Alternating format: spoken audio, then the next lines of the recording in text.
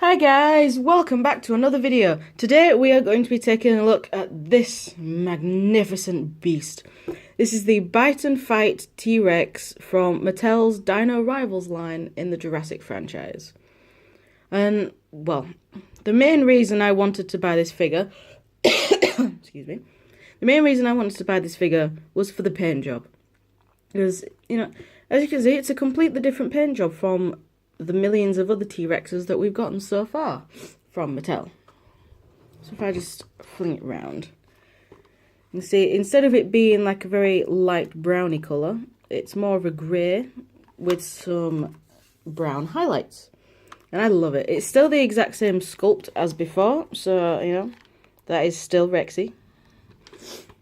Size-wise, it's the exact same size as the Thrash and Throw T-Rex from the normal Jurassic World line. So if you've got that, you'll know how this one is going to scale with all your other dinosaurs. Detail-wise, it's exactly the same too. So this has got all of the scars on it from the fight with the raptors. So this is still Jurassic World Rexy. Very nice, and you've got like dark splodges of colour right on the back.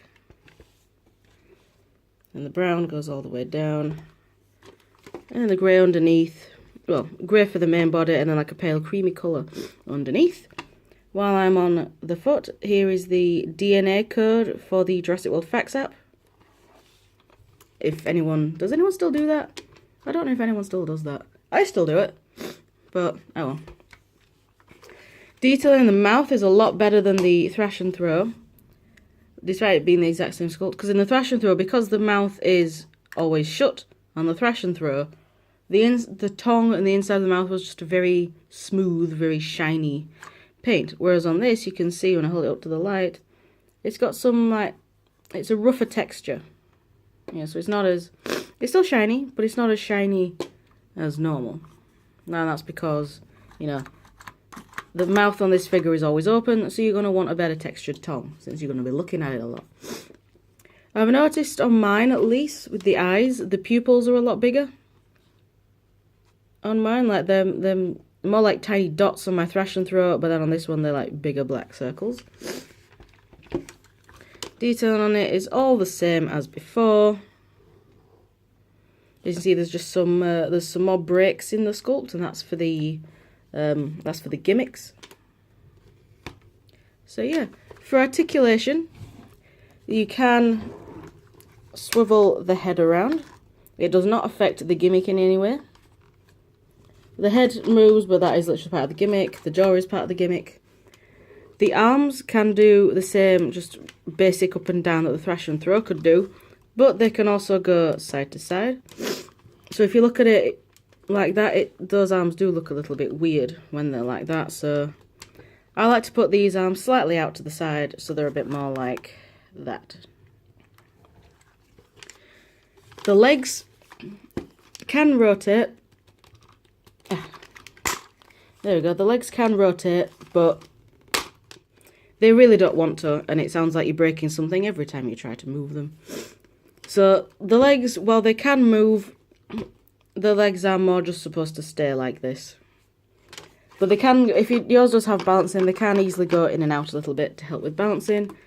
And, of course, the feet can rotate to possibly also help with balancing. But they're mostly just like that when it's in the box. So they don't have to make the box any bigger. So once again, I don't think the feet are really supposed to be moved. Now, for the gimmick on this guy, well, gimmicks, there's two of them. You can see up here there are two buttons. There's one there and one there. So we'll start off with the back button, so this big button on the back. This one flings the tail. So this is the fight bit of the Bite and Fight. The gimmick is mostly attached to the base of the tail, and this bit just swings freely. There we go, I'll show you a bit better. So yeah, This bit of the tail just swings freely, and this bit is attached to the button. Now the other bit, the bite button, is for this front bit, the front button, and that makes it do that. The head moves around to the side, and if you press it with enough force, you can hear the jaw snapping shut. So, there we go. So like I said, if you move the head at all, it doesn't affect the gimmick happening. Obviously the head will just look in a different direction, but it won't affect the jaw closing gimmick. It'll just look a bit weirder when you get it back up. So, yeah. And like I said, size-wise it's the same as the thrash and throw.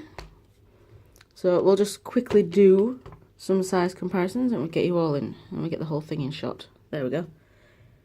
So here it is with the World of Nintendo Fox McCloud figure. I think that scales quite nicely. Obviously, human's going to be a little bit smaller than that compared to a T-Rex, but overall, I think that's quite a nice scale. Here he is with the Rockstar Foxy, not Funtime Foxy this time, it's Rockstar Foxy from Funko's FNAF line from the Pizzeria Simulator. And this is exactly the same size as Funtime Foxy, so I can keep swapping the Foxies out every now and then. And of course, last but not least, is Figma Kuritsugu. This is more of a friendlier sort of scale if you're wanting it to look like you've got a nice sized pet dinosaur. So I'll just put him back over there. And that is that really. There's not a right lot else to talk about. It doesn't make any noises, so price-wise it's, I believe price-wise it was a little cheaper than the Thrash and Throw. Or it might have been the same. How much did I paid? $23 for mine, but it was on offer. Yeah, I think £30 is retail. In the UK, £30 is retail. I can't remember what it was with the Thrash and Throw. It might have been about the same. It might have been a little bit more with the Thrash and Throw because of electronics. But either way, I got mine for £23 from The Entertainer. So it was a very good price for it. I do, if you're wanting a T-Rex that looks slightly different, I can recommend this to add to your collection because of the different paint job. But other than that, it's exactly the same as the Thrash and Throw. And yeah, that's all I can say about it really. So thank you very much for watching, guys. And I shall see you all in the next video, whatever that'll be. Bye!